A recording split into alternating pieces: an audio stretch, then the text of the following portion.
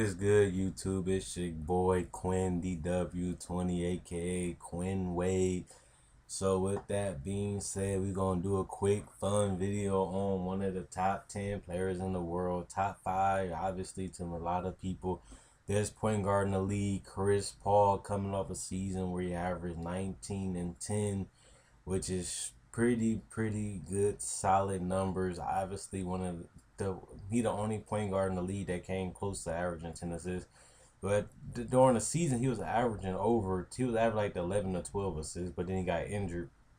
I mean, assists went down when Blake Griffin started playing at that MVP level. Blake Griffin was playing that. Chris Paul kind of smoothed out, and his numbers kind of dropped at the ending of the season. But he was putting up. He was in the race for MVP last year with that 20 and 12 and 20 and 11 type numbers. But then he dropped down to 19 and 10, like I said. I'm expecting Chris Paul with the chemistry they got with Jamal Crawford and Blake Griffin becoming a better shooter, a better free throw shooter too, a better playmaker, a better ball handler. With the growth of Blake Griffin and how good Blake Griffin has become in the game of basketball, I'm expecting Chris Paul to have a. And I made a video about fucking Stephen Curry kind of overtaking Chris Paul in the next couple years, which is, I believe is true because Steph Curry has improved and got better each year. But this is about Chris Paul. I think Chris Paul gonna have a solid season. I'm expecting Chris Paul to do decent numbers this time around. Like I said, when this team is turning more into, like you seen when Chris Paul got injured and after he got injured, you seen this team is turning more into Blake Griffin's team, especially when Chris Paul got injured and came back. The team is turning more towards Blake Griffin. He put up the bigger numbers last year. Defensively, he's still not the better player. Offensively, Blake Griffin has the athleticism and the quickness and the speed for his position to dominate. And Blake Griffin really been dominating that position. So I'm expecting this team to lean more towards Chris Paul not being the best player on this team. Not that I'm saying Chris Paul falling off. Like I said, even with Steph Curry, I just feel like Chris Paul reached his max, and he is what he is at this point. He's 29 years old. He improved his shooting. He improved his 3-point shooting a lot. He obviously got one of the best ball handles and decision making in the game. But like I said, as you seen last year, this team is going more towards Blake Griffin leading the team. And he is younger, but Blake Griffin showing that he might be able to lead the team into, he might be able to lead the team and be the best player on the team. So with that being said, I'm expecting Chris Paul to put in not 19 or 20. This year, I'm expecting Chris Paul to put in between 17 and 18. Some decent scoring numbers, picking his spots when to score. I'm expecting Chris Paul to do like he did this year. Even though Chris Paul always been a good passer, he averaged 12 and 11 assists before. I'm expecting Chris Paul to take more of a back seat scoring. People criticize Chris Paul for this shit too. People feel like Chris Paul should score more. He should be more aggressive. But with Chris Paul, the type of talent he got and his trust in his teammates and Blake Griffin becoming the better player every season as he grows and become a better scorer and a better shooter and a better fill out his talent, Blake Griffin filling out his talent and maxing his potential, Chris Paul takes more of a bat seat because he don't have to do as much. When he left New Orleans to go to the Clippers, he had an all-star to play with, something that he had David West, but David West nowhere near as good as Blake Griffin. Blake Griffin came in the league averaging 20 and 10 his first year, and he was an all-star. So he obviously is better than Blake Griffin. I mean, better than David West. Then you got DeAndre Jordan, who's one of the best centers in the league, one of the best defenders and rebounders in the league. Then you got Jamal Crawford, one of the best ISO scorers and shooters in the league.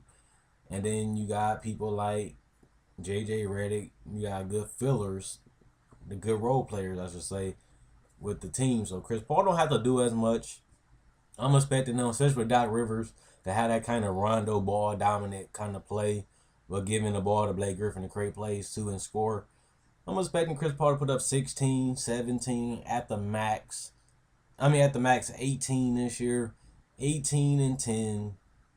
But I'm expecting Chris Paul to shoot 50%. I think Chris Paul, he shot 46% last year, 48%, and 47% the last couple of years. He shot 50% one time in New Orleans. With the type of chemistry and the talent that Chris Paul is getting with this team and with Blake Griffin and DeAndre Jordan, if they growing together, I'm expecting Chris Paul to pick his spots to score more often and settle. He's going to be more of a mid-range shooter. And as he practices and continue working on his stroke, which he already shooting 46%, that's above average already, I'm expecting him to cut to the paint, get some easy jumpers, and get his three ball even more good at 40%.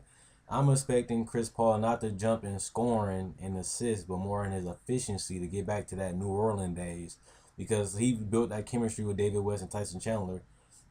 With him playing with better players, I feel like he can focus more on just being the guy that gets the ball delivered, picking when to score, and just being efficient as a passer and as a scorer, and take his efficiency level back up to the New Orleans days while still getting you 10 assists and giving you good points. I'm not looking for Chris Paul to put up 21 points, 20 points a game. His team is real good right now. They're one of the best teams in the league, top 6 teams in the league, talent-wise. I'm expecting Chris Paul just to be a good facilitator and picking the spots when to score. I'm expecting him to have low turnovers. He shot 36% from the three-point line. I'm expecting him to shoot like 37, 38%. Because he shot 40% one time in his career before. I'm expecting him to take 1 or 2 3-point shots a game. And I think if he, like he did in the OKC series, I'm predicting that Chris Paul can actually shoot around 38, 40% again from the three-point line. Because he's going to pick his three-point shots and pick his time to score. And like I said, I'm expecting Chris Paul as he get older and as his speed and stuff decline. He's 29, so he still has it. I'm expecting him to just become more efficient and just a continuous successful ball handling, ball controlling, dribbling type shit. So that's what I'm expecting. Chris Paul to have another solid season. Probably the best point guard in the league, most efficient, the best passer in the game. All that shit is gonna be up between him and Rondo for the best passer in the game. So I'm expecting Chris Paul to have a decent, fun season. I expect him to get out the first round and shit like that. I won't make a video with the spec from the Clippers later, but that's what I'm expecting for Chris Paul. I'm gonna drop a video next. Check out my older videos if you're new to the channel and if you just didn't miss out on. There's a couple videos I know a couple people missed on. I can see by the views. Check out the older videos. Comment because I reply to every comment. I respond. Feel free to recommend videos you would want me to do. Like the video you enjoyed it, and subscribe if you're new to the channel. This Queen of L20 signing out. Peace with respect on Chris Paul.